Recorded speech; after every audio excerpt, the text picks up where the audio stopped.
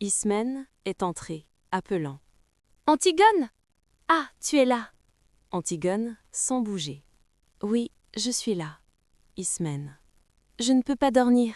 J'avais peur que tu sortes et que tu tentes de l'enterrer malgré le jour.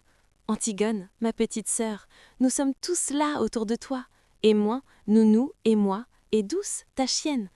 Nous t'aimons et nous sommes vivants, nous. Nous avons besoin de toi. Polynice est mort et il ne t'aimait pas. Il a toujours été un étranger pour nous, un mauvais frère. Oublie-le, Antigone, comme il nous avait oubliés. Laisse son ombre dure errer éternellement sans sépulture, puisque c'est la loi de Créon. Ne tente pas ce qui est au-dessus de tes forces. Tu braves tout toujours, mais tu es toute petite, Antigone. Reste avec nous, ne va pas là-bas cette nuit, je t'en supplie. Antigone s'est levée. Un étrange petit sourire sur les lèvres, elle va vers la porte et du seuil, doucement, elle dit « C'est trop tard. Ce matin, quand tu m'as rencontrée, j'en venais. » Elle est sortie. Ismène la suit avec un « Antigone !» Dès qu'Ismène est sortie, Créon entre par une autre porte avec son page. Créon. Un garde, dis-tu? Un de ceux qui gardent le cadavre? Fais-le entrer. Le garde entre. C'est une brute. Pour le moment, il est vert de peur. Le garde se présente au garde à vous. Garde Jonas de la 2e compagnie. Créon. Qu'est-ce que tu veux? Voilà, chef, on a tiré au sort pour savoir celui qui viendrait, et le sort est tombé sur moi. Alors voilà, chef, je suis venu parce qu'on a pensé qu'il valait mieux qu'il n'y en ait qu'un qui explique, et puis parce qu'on ne pouvait pas abandonner le poste tous les 3. On est les 3 du piquet de garde, chef, autour du cadavre. Créon. Qu'as-tu à me dire? On est 3, chef, je ne suis pas tout seul. Les autres, c'est Durand et le garde de première classe Boudouce. Créon. Pourquoi n'est-ce pas le première classe qui est venu? N'est-ce pas, chef? Je l'ai dit tout de suite, moi. C'est le première classe qui doit y aller. Quand il n'y a pas de gradé, c'est le première classe qui est responsable. Mais les autres, ils ont dit non, et ils ont voulu tirer au sort. Faut-il que j'aille chercher le première classe, chef? Créon. Non. Parle, toi, puisque tu es là. Le garde. J'ai 17 ans de service. Je suis engagé volontaire. La médaille, 2 citations. Je suis bien noté, chef. Moi, je suis service. Je ne connais que ce qui est commandé. Mes supérieurs, ils disent toujours « Avec Jonas, on est tranquille ». C'est bon. Parle. De quoi as-tu peur? Régulièrement, ça aurait dû être le première classe. Moi, je suis proposé première classe, mais je ne suis pas encore promu. Je devais être promu en juin. Créon. Vas-tu parler, enfin? S'il est arrivé quelque chose, vous êtes tous les 3 responsables. Ne cherche plus qui devrait être là. Le garde. Eh bien, voilà, chef, le cadavre. On a veillé pourtant. On avait la relève de 2 heures, la plus dure. Vous savez ce que c'est, chef, au moment où la nuit va finir. Ce plomb entre les yeux, la nuque qui tire, et puis toutes ces ombres qui bougent et le brouillard du petit matin qui se lève. Ah, ils ont bien choisi leur heure. On était là, on parlait, on battait la semelle. On ne dormait pas, chef. Ça, on peut vous le jurer, tous les 3, qu'on ne dormait pas. D'ailleurs, avec le froid qu'il faisait, tout d'un coup, moi, je regarde le cadavre. On était à 2 pas. Mais moi, je le regardais de temps en temps tout de même. Je suis comme ça, moi, chef. Je suis méticuleux. C'est pour ça que mes supérieurs, ils disent « Jonas !»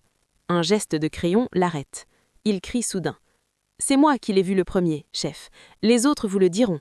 C'est moi qui ai donné le premier l'alarme. » L'alarme? Pourquoi? Le cadavre, chef. Quelqu'un l'avait recouvert. Oh, pas grand-chose. Il n'avait pas eu le temps avec nous autres à côté. Seulement un peu de terre. Mais assez tout de même pour le cacher au vautour. Créon. Va à lui. Tu es sûr que ce n'est pas une bête en grattant? Non, chef. On a d'abord espéré ça, nous aussi. Mais la terre était jetée sur lui, selon les rites. C'est quelqu'un qui savait ce qu'il faisait. Qui a osé? Qui a été assez fou pour braver ma loi? As-tu relevé des traces? Rien, chef. Rien qu'un pas plus léger qu'un passage d'oiseux. Après, en cherchant mieux, le garde Durand a trouvé plus loin une petite pelle d'enfant, toute vieille, toute rouillée. On a pensé que ça ne pouvait pas être un enfant qui avait fait le coup. Le première classe l'a gardé tout de même pour l'enquête. Créon. Rêve un peu. Un enfant. L'opposition brisée qui sourd et mine déjà partout. Les amis de Polynice avec leur or bloqué dans Thèbes, les chefs de la plèbe puant d'Alaï, soudainement alliés au prince, et les prêtres essayant de pêcher un petit quelque chose au milieu de tout cela. Un enfant. Ils ont dû penser que cela serait plus touchant. Ils le voient d'ici, cet enfant, avec sa gueule de tueur appointée et la petite pelle soigneusement enveloppée dans du papier sous sa veste. À moins qu'il n'ait dressé un vrai enfant avec des phrases, une innocence inestimable pour le parti. Un vrai petit garçon pâle qui crachera devant mes fusils, un précieux sang bien frais sur mes mains, double aubaine. Il va à lui.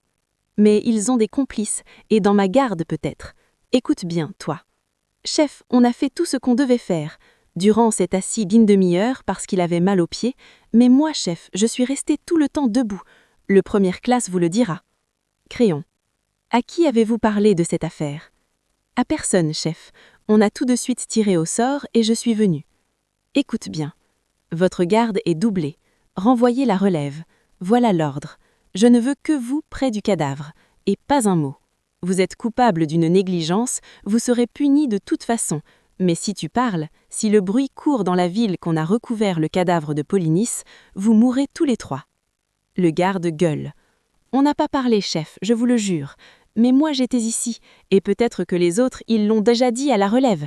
Ils suent à grosses gouttes, ils bafouillent.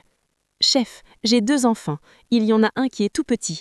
Vous témoignerez pour moi que j'étais ici, chef, devant le conseil de guerre. J'étais ici, moi, avec vous. J'ai un témoin. Si on a parlé, ce sera les autres, ce ne sera pas moi. J'ai un témoin, moi. Crayon. Va vite. Si personne ne sait, tu vivras. Le garde sort en courant. Crayon reste un instant muet. Soudain, il murmure. Un enfant. Il a pris le petit page par l'épaule. Viens, petit, il faut que nous allions raconter tout cela maintenant, et puis la besogne commencera. Tu mourrais, toi, pour moi? Tu crois que tu irais avec ta petite pelle? Le petit le regarde. Il sort avec lui caressant la tête. Oui, bien sûr, tu irais tout de suite, toi aussi. On l'entend soupirer encore en sortant. Un enfant. Ils sont sortis. Le corps entre.